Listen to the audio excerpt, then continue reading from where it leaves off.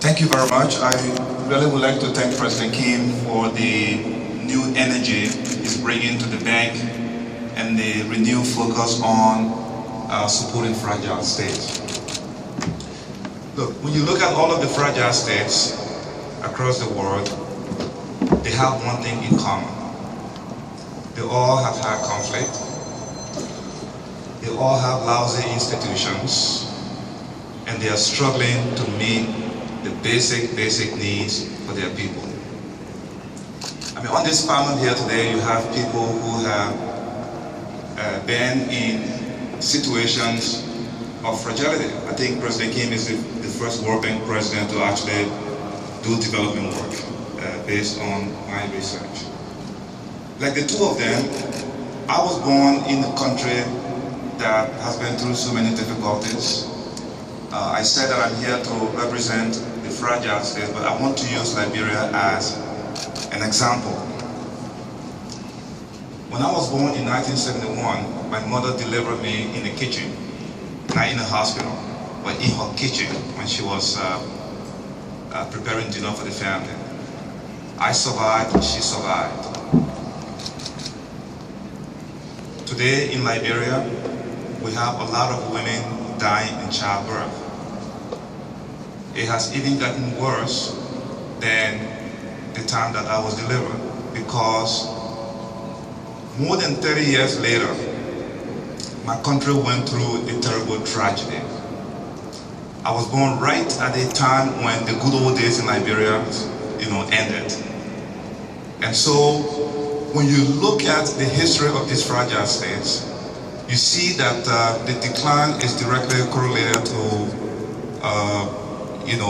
social recontracting, where governance is not responding to the needs of the people, governance is not inclusive, the growth and the wealth of the country is not shared, and then people get angry and they self-contract, leads to conflict. That's the experience of us in a fragile state. And then when you look at the regional dimension of this conflict, you see that in the case of West Africa, in my part of the region, the conflict in Liberia went from border to border to border to border. So all four countries in my sub-region, Sierra Leone, Guinea, Cote d'Ivoire, all became affected by the conflict in Liberia because we are the same people.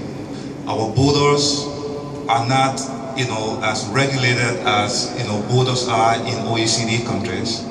So the conflict can easily penetrate across the border. That's what happened. So all four countries in the Manu River Union Basin are fragile states.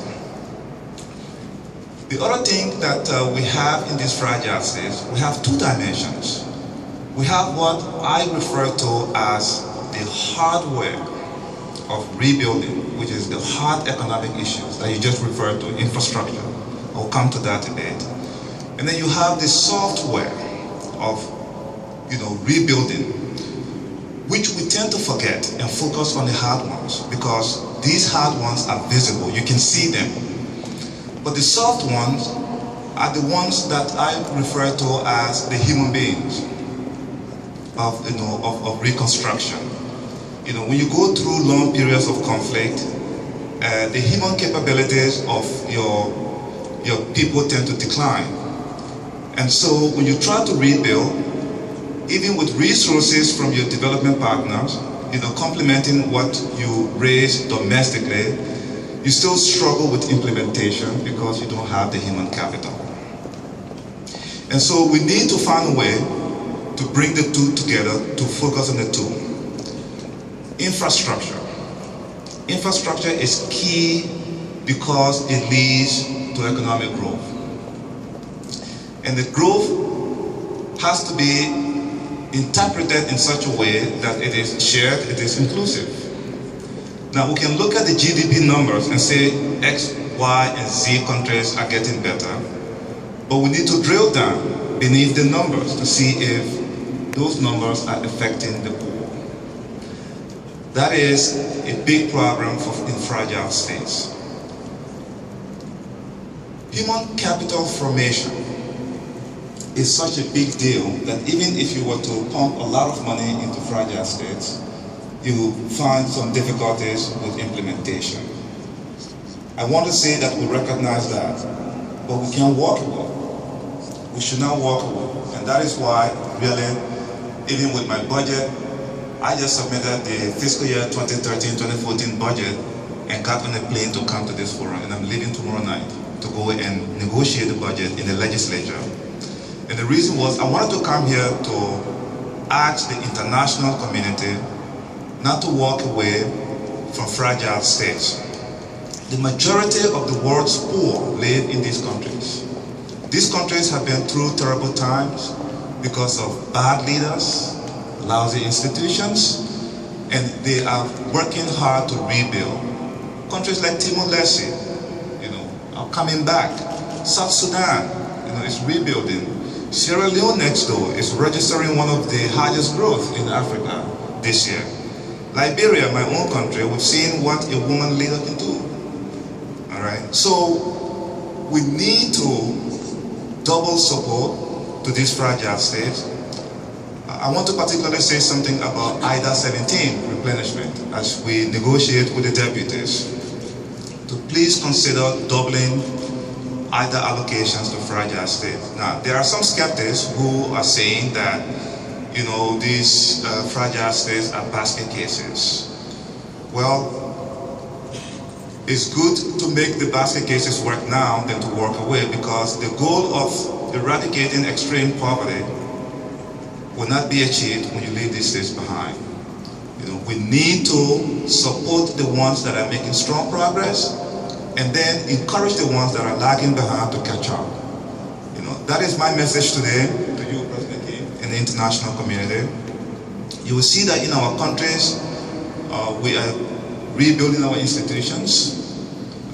We are beginning to provide basic services to our people, services that were destroyed during our war.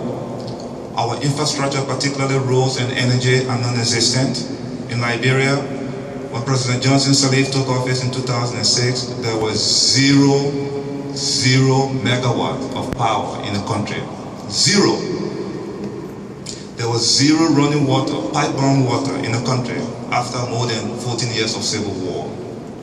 The schools were closed. The roads have not been maintained for more than 25 years. So that's the depth of the problem. Minister, on that note, that's something I want to take up with President Kim. For a long time, people have said that fragile and conflict-affected countries are not meeting any of the Millennium Development Goals, but that, as you pointed out, Minister Konneh, and as the World Bank has pointed out in their paper, that is changing. So, Dr. Kim, can you speak to that? Can you talk a little bit about how fragile countries are starting to meet these goals and what you think is changing? So we've just published a report saying that 20 plus countries have achieved at least one of the Millennium Development Goals. So it's not hopeless in the sense of the achieving the goals, that there are more countries that have achieved a goal than not. But I think when you think about Yemen, and you think about Liberia, and you think about what the Honorable Minister just said about people calling these countries basket cases, the fundamental belief in this building, and I think what we share with so many of our partners, and especially the donor countries, is that you just got to believe in development. And if you look at the economic situation over the last 5 years, global growth has been held up by growth in the developing countries. And many of those developing countries that have kept global growth where it is were at once called basket case countries. The world is full of countries that elite people have looked at and said those are basket cases. And so we just have to stop doing that.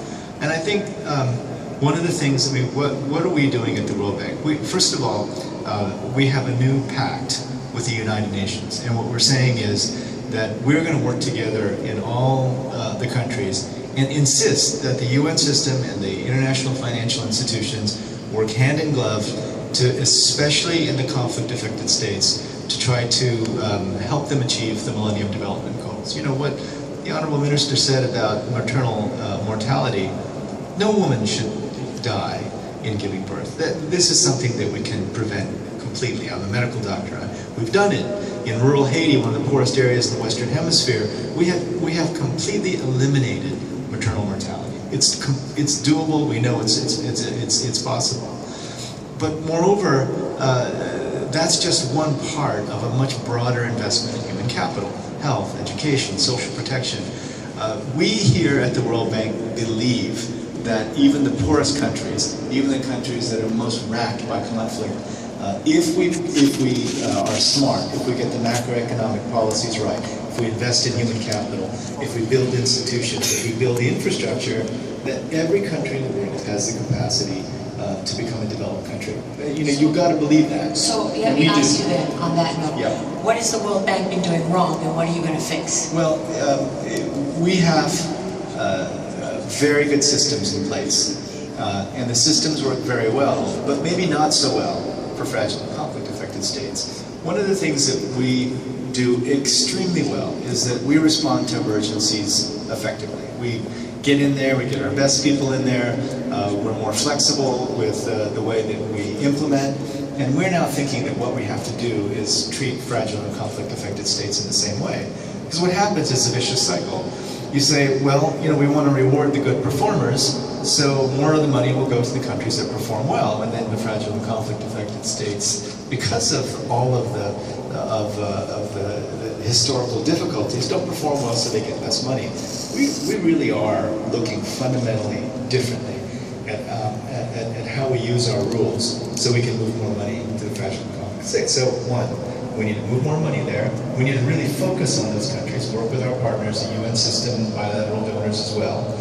We also need to change the way we incentivize our staff to work in fragile and conflict-affected states. It's not, we try, but we can do a lot better. I would like to see every single bank staff member in line waiting to work in the fragile and conflict-affected states. Those are the places that we can really show that we bring enormous value to the table in development work. I can tell you, the donor countries are expecting us to go into Afghanistan, are expecting us to go into the Great Lakes region, expecting us to go into the Sahel, to Yemen, to Liberia. These are the countries where they expect us to go, and we have to change the way we do our work so that not only do we meet that expectation, but we exceed it and we begin to show that there's no such thing as a basket case. Okay, so the questions are starting to pour in, so I have to keep moving this along. President Chissano, I wanted to ask you, in your retirement, you haven't exactly been taking it easy. You were in South Sudan, working to try and negotiate peace between the Lord's Resistance Army and the Ugandan government, although that hasn't happened yet. Do you see more similarities or more differences in the conflicts around you from your own experience? And what do you think is driving this? Is it the personal differences